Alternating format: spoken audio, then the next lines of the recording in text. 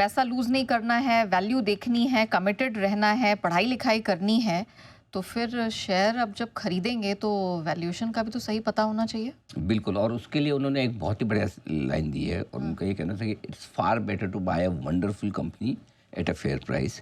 यानी कि एक बहुत अच्छी कंपनी उचित दाम पे खरीदना ज़्यादा बेहतर है, बजाय इसके कि then a fair company at a wonderful price. यानी कि ठीक ठाक सी कंपनी आप बहुत ऊंचे भाव। सो अल्टीमेटली हर चीज़ वैल्यूएशन पर आकर रुकती है। और अगर आप कोई भी स्टॉक से, कई बार क्या होता है कि इसे दो तरीके से देखना चाहिए। कई बार तो क्या होता है कि अगर आप कोई भी अच्छी कंपनी बहुत महंगे दाम पर भी ले लो, बहुत महंगे दाम पे, आपने गलती होगी कि एंट्री गलत होगी, लेकिन फिर भी इस बात की पूरी संभावना है कि आगे पीछे आपको उसमें पैसा बन जाएगा, एग्जिट मिलेगा।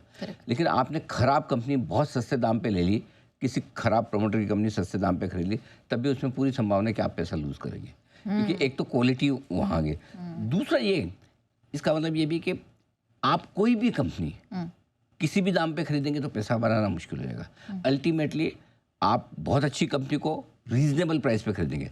रीजनेबल से ये है कि कभी आपको थोड़ी महंगी मिलती है, कभी रीजनेबल में मिलती है, कभी बहुत सस्ती मिलती है। बहुत सस्ती मिल जाए तो कहना ही क्या, लेकिन बहुत सस्ती ना भी मिले तभी अगर आपने कोई अच्छी कंपनी को ठीक ठाक से दाम पे खरीद लिया, आपका पैसा बन जाएगा। लेकिन कोई ठीक ठाक सी एवरेज कंपनी है और आपने उसको बहुत ऊंचे दाम पर खरीदा है, तो पैसा बनाना थोड़ा मुश्किल हो जाएगा। सो आपको दोनों तरह का बैलेंस बनाना चाहिए। बढ़िया कंपनी, भाव ठीक हो, आपका इन्वेस्टमेंट परफेक्ट है। तो इंसान ही, it's human to make mistakes. मान लीजिए मैंने कोई गलत निवेश कर दिया, तब क्या? तो सिंपल सी चीज़ है वो, मतलब अपने जैसे स्कूल में जाते गलती हो गई तो क्या करना है, होमवर्क नहीं किया तो टीचर पूछेंगे तो क्या कर रहा है, कान पकड़ लेना है, गलती माफ़ी मांग लेनी है, कल से ठीक करेंगे। और क्या, जहाँ भूले वहीं से गिनना शुरू करो, अपने कहते हैं ना, जहाँ गलती की वहीं से सुधारो। तो इसमें उन्होंने कहा कि the most important thing to do if you find yourself in a hole then stop digging. मतलब आप पहले से खड्डे में हो और नीचे, और आप खुद ही खोद रहे हो खड्डा, तो आप वो नीचे ही जाने वाले, ऊपर नहीं आओगे। तो बहुत इंटरेस्टिंग चीज़, इसको ढंग से सुनेंगे समझेंगे ना। इस मतलब आपने खड्डे में गिर गए, या चलो आपने खड्डा खोदा या किसी और ने खोदा, आप चले गए अंदर।